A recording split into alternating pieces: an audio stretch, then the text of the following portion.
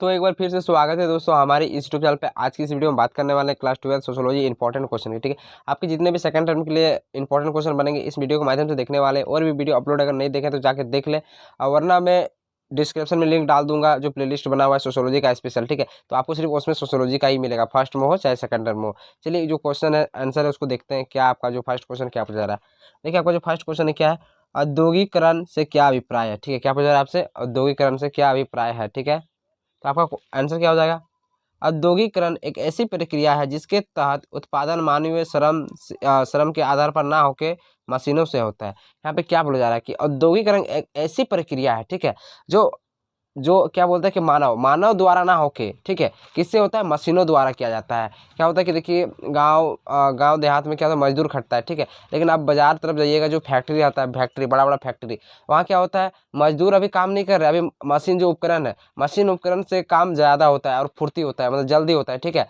अगर आप 20 मजदूर लगाए हैं वहाँ पे, ठीक है, तो आपका एक मशीन 20 मजदूर का काम करेगा उस फैक्ट्री में। इसीलिए क्या हो रहा है कि उत्पादन मानवीय यानी मानव द्वारा ना होकर क्या होता है कि मशीनों द्वारा होता है, उसे ही औद्योगिकरण कहते हैं, औद्योगिकरण का विकास हो रहा है। ठीक है, यहाँ उत्पादन बहुत बड़े स्तर में पर होता है। क्या होता है कि मशीनों द्वारा एक आदमी का अगर 20 आदमी का काम एक मशीन करता है, तो सोचिए अगर 20 मशीन रहे तो कितना फुर्ती काम होगा, जल्दी होता है। तो यहाँ उत्पादन क्या होता है, बहुत बड़े स्तर पे होता है। जो मशीनों द्वारा उत्पादन होता है क्या होता है, बहुत बड़े स्तर पे होता है। ठीक है, समझ रहे हैं, बहुत ही ईजी पॉइंट है आप लोग का, ईजी पॉइंट बना हुआ है, आप लोग सिर्फ समझिए थोड़ा सा। ठीक है, और आप लोग को 1 से 2 बार अगर वीडियो देख लिए तो आप लोग को कुछ करने का जरूरत नहीं पड़ेगा।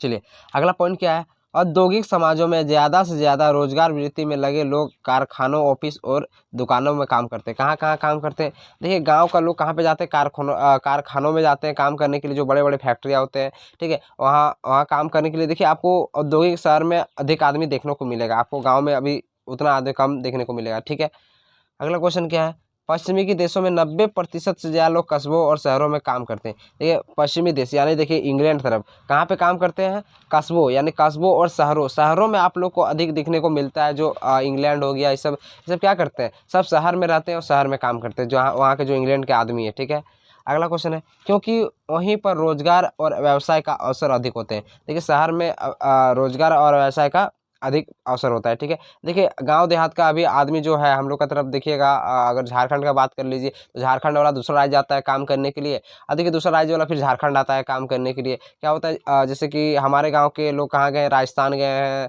उसके बाद उड़ीसा गए, बंगाल गए, ऐसा सुनने को मिलता है। ठीक है, तो अपना शहर छोड़ के दूसरे शहर में जाते हैं, जैसे कि अपना गाँव छोड़ के दूसरे शहर में जाते हैं, किस लिए, व्यवसाय के कारण जाते हैं, कि वहाँ पे व्यवसाय क्या है, अधिक है। ठीक है, अपने गांव से व्यवसाय वहाँ पे अधिक है, इसलिए वहाँ पे काम करने के लिए आदमी जाते हैं। तो वहीं पे यही चीज़ बोला जा रहा है कि क्योंकि वहाँ जो रोजगार है, यानी इंग्लैंड में जो रोजगार है वहाँ पे कहाँ है, शहर में अधिक रोजगार है। ठीक है, इंग्लैंड के शहर में अधिक रोजगार मिलते हैं, इसीलिए वो लोग कहा जाते हैं जो पश्चिमी देश है, उन्हें 90% लोग शहरों में रहते हैं। चलिए अगला पॉइंट क्या है आपका, उन समाज सुधारकों के बारे में चर्चा कीजिए जिन्होंने सामाजिक कुरीति के खिलाफ आवाज़ उठाई। देखिए अगला अगला जो इससे पहले जो वीडियो बना था समाज सुधारक के बारे में, मैंने बताया था कैसे कैसे क्या हुआ था। ठीक है, कौन कौन से समाज कैसे कैसे समाज जो विरोध हुआ था।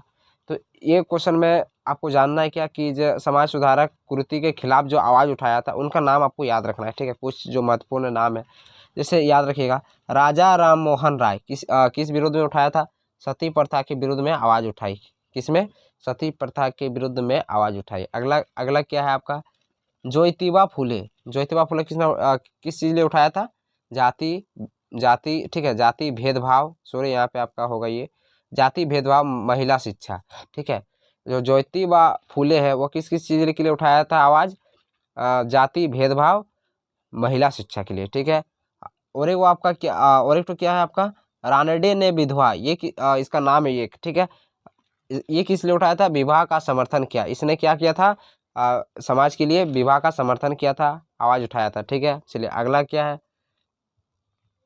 अब अगला जो आपका है क्या है, जहां आरा शाह नवाज, इसने क्या उठाया था, बहु विवाह प्रथा के खिलाफ आवाज़ उठाई, बहु विवाह के प्रथा के खिलाफ इसने आवाज़ उठाया था। ठीक है, अगला जो है ब्रह्म समाज ये किस लिए उठाया था? सती प्रथा का विरोध किया था। ये भी सती प्रथा का विरोध किया था। ब्रह्म समाज सती प्रथा का इन्होंने विरोध किया था। ठीक है, तो आप लोग को समझ में आ गया। सिर्फ नाम याद रखना है कुछ यहाँ पे कि जो समाज में हो रही कुरीति के खिलाफ किस किस ने आवाज़ उठाया था। ठीक है, यानी अन्याय, समाज में हो रही अन्याय के खिलाफ किस किस ने आवाज़ उठाया था। ठीक है, तो आपको इतना याद रखना है, 4 से 5 याद रखिएगा।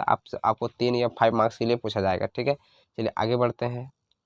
आपका जो अगला क्वेश्चन है क्या है? हरित क्रांति से क्या अभिप्राय है? ठीक है, पहले जान लेते हैं कि हरित क्रांति हुआ क्यों था। ठीक है, 1960 के दशक में भारत के लिए संकट का काल माना जाता है। क्यों माना जाता है? क्योंकि 1960 का जो काल का दशक है ये बहुत ही घटनायक है। ठीक है, घटनायक यानी बहुत ही संकट वाला काल माना जाता है 1960 से 1970 के बीच। ठीक है, इस दशक में बहुत ही घटनाएं हुई थी। तो आप लोग को जानने को मिलेगा, यही पॉइंट में जानने को मिलेगा कि क्या क्या घटना हुआ था। ठीक है, इस दशक में भारत के कई समस्याओं को सामना करना पड़ा। ठीक है, इस दशक में भारत को कई समस्याओं का सामना करना पड़ा था। देखिए, जैसे याद रखिएगा, जैसे 1962 में क्या हुआ था? चीन युद्ध हुआ था। 1964 में नेहरू जी की मृत्यु हो गई थी, जो प्रधानमंत्री थे नेहरू जी। ठीक है, उसकी मृत्यु हो गई थी। उसके बाद क्या हुआ था? 1965 में फिर पाकिस्तान से युद्ध हुआ था। और 1966 में क्या हुआ था? लाल बहादुर शास्त्री की भी मृत्यु हो गई थी। कब हुआ था? 1966 में लाल बहादुर शास्त्री का भी मृत्यु हो गया था 1966 में। ठीक है, उसके बाद क्या होता है? मानसून की असफलता। इतना सारा युद्ध होने का बम बारूद होने के बाद क्या होगा? तो जाहिर से बात है आपका जमीन बंजर हो गया होगा। फसल में तो कठिनाई दिक्कत होगा ही उगाने में। ठीक है, क्या होगा? मानसून की असफलता, अकाल की स्थिति, अकाल आ पड़ा। क्योंकि हर तरफ क्या था? तबाही तबाही तब फैला हुआ था। क्योंकि चीन युद्ध हो रहा था, उसके बाद पाकिस्तान से युद्ध हो रहा था 1965 में। इसीलिए तब तबाही है, सिर्फ बम बारूद का ही धमाका देखने को मिल रहा था। इसलिए खाद्यान्न में संकट आ गया, खाद्यान्न में संकट आ गया, अकाल की स्थिति पड़ गया, मानसून की असफलता हो गई। ठीक है, तो आप लोग को इतना जानने को मिला कि हरित क्रांति से क्या अभिप्राय, किस लिए हुआ था। ठीक है, ये आपको क्या जानने को मिला कि ये किस किस कारण से हुआ था। आपको अगर पूछा जाए कि किस किस कारण से हुआ था हरित क्रांति, ठीक है, तो आप इतना पॉइंट लिख सकते हैं। ठीक है, चलिए आगे देख लेते हैं जो हरित क्रांति का अभिप्राय है वो किस किस चीज़ से है। ठीक है, हरित क्रांति कृषि। ठीक है, देखिए यहाँ पे क्या होता है? खाद्यान्न का संकट, एक पॉइंट और छूट गया था, बिहार में अनाज का संकट। बिहार में क्या होता है? अनाज का संकट हो गया था। तो जाहिर सी बात है, इतना बम बारूद होगा, हर तरफ तबाही तबाही है, तो खाद्यान्न में अनाज कहाँ से उगेगा? जमीन तो बंजर हो पड़ा है बम और बारूद से। अगला पॉइंट क्या है आपका? जो हरित क्रांति कृषि आधुनिकरण एक सरकारी कार्यक्रम था। क्या होता है हरित क्रांति? ठीक है, हरित क्रांति से क्या अभिप्राय, आपसे एक क्वेश्चन पूछा जा रहा था। हरित क्रांति क्या है कि जो इतने बम बारूद में इतने तबाही के बाद जो आपका हरा भरा फिर से नया हरा भरा देखने को मिला, वही आपको हरित क्रांति माना जाता है। ठीक है, हरित क्रांति देखिए कैसा हुआ था कि हरित क्रांति आधुनिकरण का एक सरकारी कार्यक्रम था। वहाँ एक कार्यक्रम रखा गया था। ठीक है, एक कार्यक्रम के तहत क्या हुआ था? वहाँ पे कुछ कीटनाशक सिंचाई दवाई वगैरह दिया था, जो किसान लोग को मिला था। किस लिए मिला था? कृषि करने के लिए। तो आप लोग को आगे पॉइंट में अच्छा से समझने को मिलेगा। आप लोग इतना समझिए कि हरित क्रांति कृषि आधुनिकरण का एक सरकारी कार्यक्रम था। इसके तहत सरकार ने कृषि उत्पादन को बढ़ावा देने के लिए प्रयास किया। जो सरकार थे तब तो क्या होता बोल रहे थे, तो तब से एकदम पूरा अकाल पड़ गया था जब युद्ध चल रहा था। इतना 2 प्रधानमंत्री की मौत हो गई उस टाइम ही। ठीक है, तो क्या होता उस टाइम पूरा अकाल पड़ गया था देश में। तो क्या हुआ था? इसके तहत सरकार ने कृषि उत्पादन को बढ़ावा देने के लिए प्रयास किया। ठीक है, जो सरकार है हमारा वो कृषि उत्पादन के लिए प्रयास किया। क्या हुआ था? अच्छी गुणवत्ता का बीज, कीटनाशक, खाद, सिंचाई तकनीक किसानों को उपलब्ध कराया। मैंने थोड़ा देर पहले ही बोला कि अच्छी अच्छी कीटनाशक दवा, खाद, सिंचाई तकनीक, इतने चीज़ उपलब्ध करवाएं किसको? किसान को। ठीक है, इससे कृषि को लाभ हुआ, गेहूं उत्पादन बढ़ा। क्या हुआ? इससे क्या हुआ? कृषि का मतलब कृषि अधिकतर बढ़ा, और क्या हुआ? गेहूं का उत्पादन अधिक हुआ। ठीक है, हरित क्रांति से कुछ राज्यों को अधिक लाभ हुआ था। हरित क्रांति से क्या होता है? कुछ राज्यों को अधिक लाभ हुआ, जैसे देख लीजिए कौन कौन सा राज्य को अधिक लाभ हुआ था। पंजाब, उत्तर प्रदेश, आंध्र प्रदेश तथा तमिलनाडु। ठीक है, इतने इतने सारे राज्यों को अधिक लाभ हुआ था किससे? हरित क्रांति से। हरित क्रांति, ठीक है, हरित क्रांति से इतने शहरों को लाभ हुआ था। नई तकनीक द्वारा कृषि उत्पादन में वृद्धि हुई। नई तकनीक आने के कारण से क्या हुआ था कि कृषि उत्पादन में वृद्धि हुई। ठीक है, चलिए अगला पॉइंट आपका क्या है? हरित क्रांति सरकार तथा इसमें योगदान देने वाले वैज्ञानिकों की एक महत्वपूर्ण उपलब्धि मानी जाती है। ठीक है, देखिए जो देश का इतना खराब माहौल था, लेकिन उसको सही करने के लिए देखिए, तब आदमी अगर कृषि खेती उती नहीं करेगा तो फिर खाएगा कैसे। ठीक है, तो इतना खराब माहौल होने के बावजूद ये हरित क्रांति लाया गया, जो सरकार किसानों को हेल्प करने के वजह से क्या होता है, उन लोग का जो खेती है वो बहुत अच्छा ढंग से हुआ, अच्छी ढंग से होने के कारण से, ठीक है, अच्छी ढंग से होने के कारण से फिर से जो समस्या था, जो उतनी समस्या का सामना करना पड़ा था, वो सही हो गया फिर से। ठीक है, आपका जो आखिरी पॉइंट है क्या है देख लेते हैं। हरित क्रांति से अधिकतर क्षेत्रों में मध्यम तथा बड़े किसान ही नई तकनीक का फायदा उठा पाए, आज जो निचले कास्ट के जो किसान थे वो उसका फायदा नहीं उठा पाए। ठीक है, तो ये क्वेश्चन इतना ही तक है इसका आंसर। चलिए अगले प्रश्न की बात कर लेते हैं। जो आपका चौथा प्रश्न है क्या है, सामाजिक आंदोलन के लक्षण। ठीक है, जो सामाजिक आंदोलन, देखिए समाज वाले जो आंदोलन करते हैं उसके लक्षण आपसे पूछा जा रहा है, क्या क्या लक्षण होना चाहिए। ठीक है, सामाजिक आंदोलन में एक लंबे समय तक निरंतर सामूहिक गतिविधियों की आवश्यकता होती है। सामूहिक, देखिए सामूहिक गतिविधियों की आवश्यकता क्यों होती है, क्योंकि आप अकेले अगर आंदोलन करने जाइएगा तो आपको तो मार पीट के भगा देगा, तो आप तो अकेले सकिएगा नहीं आंदोलन करने के लिए। तो वहाँ पे क्या होता है कि कई लोगों को इकट्ठा करके, यानी सामूहिक होकर आंदोलन करते हैं। ठीक है, चलिए अगला जो पॉइंट है क्या है, ऐसी गतिविधियाँ, ठीक है, अधिकतर राज्य के विरुद्ध होती है तथा राज्य के नीति तथा व्यवहार में परिवर्तन की मांग करती है।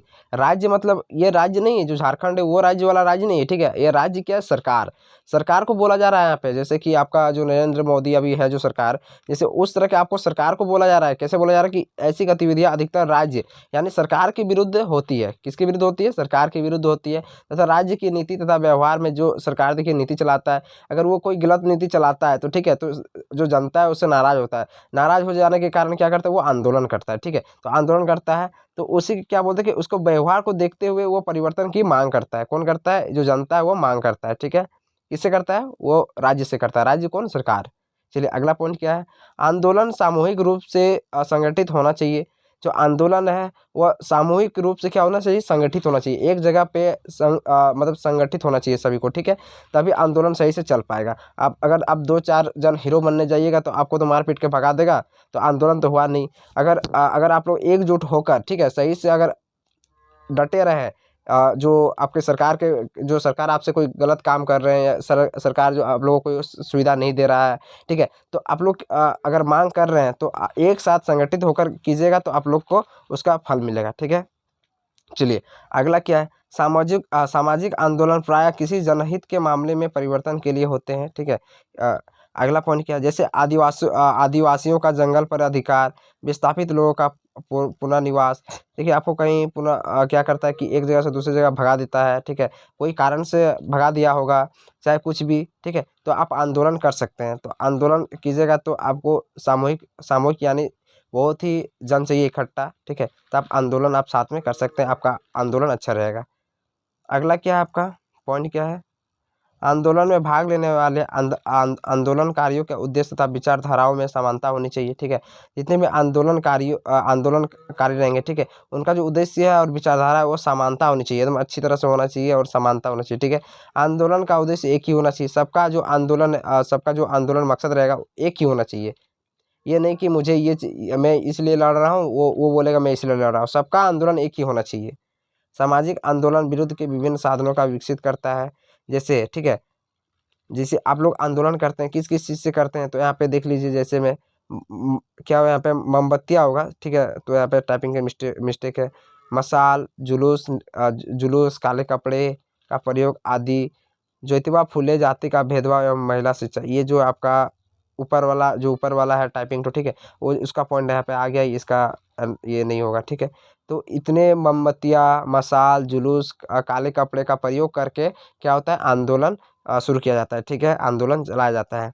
तो आप लोग समझ गए होंगे। चलिए अगला पॉइंट क्या है, अगला जो क्वेश्चन आपका क्या है, भूमंडलीयकरण पर संक्षिप्त टिप्पणी लिखें। ठीक है, भूमंडलीयकरण क्या है, उस पर संक्षिप्त टिप्पणी लिखने को बोला जा रहा है। तो भूमंडलीकरण आप लोग यहाँ से समझ लीजिए। ठीक है, वैश्वीकरण को भूमंडलीकरण कहा जाता है। ठीक है, वैश्वीकरण और भूमंडलीकरण एक ही चीज़ है, आप लोग कंफ्यूज मत होइए। भूमंडलीकरण का अर्थ देश की अर्थव्यवस्था को विश्व की अर्थव्यवस्था से जोड़ा जाता है। भूमंडली का अर्थ क्या होता है, अपनी देश की अर्थव्यवस्था से दूसरे देश की अर्थव्यवस्था को जोड़ा जाता है। ठीक है, इसे वैश्वीकरण कहते हैं, अर्थात बाहर की कंपनियां कर, यहाँ पे को होगा, ठीक है, को भारत में व्यापार कर सके और भारत की कंपनियां बाहर जाकर व्यापार कर सके, ठीक है। क्या होता है, जो बाहर की कंपनियां हैं वो हमारे देश में आते हैं व्यापार करने के लिए, और हम क्या करते हैं, हम जाते हैं व्यापार करने के लिए कहाँ, दूसरे देश। इसको ही क्या कहता है, भूमंडलीकरण कहा जाता है, वैश्वीकरण कहा जाता है, ठीक है। जैसे कि आप क्या करते हैं, देखिए हमारा जो देश में उत्पादन होता है, ठीक है, जितने भी उत्पादन होता है वो दूसरे देश में सेल होता है, और दूसरे देश वाला सामान क्या होता है कि हमारे देश में आते हैं। इसी को हम लोग क्या कहते हैं, वैश्वीकरण कहते हैं, ठीक है, वैश्वीकरण। और हमारे देश पर वैश्वीकरण का बहुत ही अधिक प्रभाव पड़ा था। जैसे अंग्रेज क्या है, यहाँ पे आए थे तो वैश्वीकरण के माध्यम से, ठीक है, बिजनेस के माध्यम से आए थे, लेकिन वो क्या किए थे, 200 वर्षों तक हमारे देश को शासन कर लिए, 200 वर्षों तक हमारे देश को गुलाम बना के रख लिए। किस जरिए पे आए थे, वो भूमंडलीकरण यानी वैश्वीकरण के जरिए पे आए थे हमारे देश, लेकिन 200 वर्षों तक हमारे देश को शासन बना के रख लिए, ठीक है, गुलाम बना के रख लिए। चलिए अगला जो पॉइंट है आपका क्या है, आखिरी जो प्रश्न है, भूमंडलीकरण की चुनौतियाँ क्या है, ठीक है, भूमंडलीकरण की चुनौतियाँ वो क्या क्या है। भूमंडलीकरण के कारण भारत के इन चुनौतियों का सामना करना पड़ रहा है, क्या क्या सामना करना क्या क्या सामना जो करना पड़ता है भारत अभी, ठीक है, तो वो देखना है आप लोग को। देखिए क्या हो रहा है, आयात में वृद्धि तथा निर्यात में कमी। देखिए आ तो रहा है बाहर का जितने भी सामान, जैसे चाइना हो गया, चाइना से देखिए जितना भी नए नए टेक्निक मोबाइल वगैरह जितना भी हो गया आपका इलेक्ट्रॉनिक सामान, ठीक है, कहाँ से आ रहा है, चाइना से आ रहा है। लेकिन हमारे भारत देश वाला बहुत ही कम मात्रा में जा रहा है दूसरे देश से, लेकिन दूसरे देश से हमारे देश बहुत ही अधिक मात्रा में आ रहा है, ठीक है। राजस्व की हानि और विदेशी वस्तुओं का भरमार। यहाँ पे क्या हो रहा है, जो हमारा इंडिया है, इंडिया में जो विदेशी वस्तु है, ठीक है, यहाँ पे तो पूरा भरमार हो गया है, लेकिन जो हमारा देश से जो साधन है, सॉरी वस्तु जो है वो दूसरे देश उतना नहीं पहुंच पा रहा है, लेकिन दूसरे देश वाला जो सामान है, वस्तु है, हमारे देश में बहुत ही भरमार हो गया है। जैसे कि हम लोग बोलिएगा ना, तो हम लोग सिर्फ जो होता है कि बाहर का वस्तु ही हम लोग इस्तेमाल कर रहे हैं, खाने से लेके पीने से लेके मोबाइल, जितने भी हम लोग का जीने का सामान है, सब आप लोग का मानिएगा, लगभग मानिएगा तो लगभग आप लोग का जो बाहर का वस्तु है उसी को आप लोग यूज करते हैं। यानी जो बाहर का वस्तु है, विदेशी वस्तु, ठीक है, सॉरी विदेशी जो वस्तु है उसका यहाँ पे देश में क्या हो गया, भरमार हो गया है। अब विदेशी कर्ज का बोझ आदि, ठीक है, हो गया विदेशी जो इतना सामान हम लोग खरीदते हैं तो उसका बोझ हम लोग का ऊपर आदि, यानी बहुत ज़्यादा बोझ हो गया, ठीक है। तो आज के लिए इतना ही, मिलते हैं नेक्स्ट वीडियो में, नेक्स्ट वीडियो के साथ। जय हिंद, जय भारत।